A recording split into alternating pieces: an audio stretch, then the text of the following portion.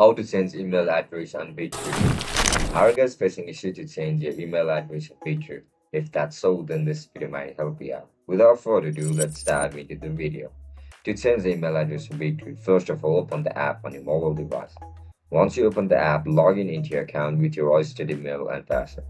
As soon as you get logged in, now just simply look at the top left corner of your screen where you can see a profile icon. Just simply tap in it. After clicking it, you can see multiple options available in the screen. Now just simply tap on the Security Center.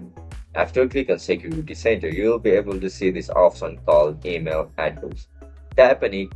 Once you click on it, you will be able to see the option to change your email address.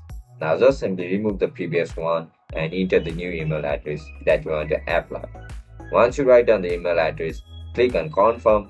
Once you click on Confirm, you need to verify the email so that it will help you to prevent your account from any kind of hackers. Enter the verification code. Once you enter the verification code, your account will be instantly changed with your email address. That's it, guys. That's how you're going to change email address on Bitrue. If you guys found this video helpful, don't forget to like, share, and subscribe to our channel. I'll catch you up in the next one. Bye bye.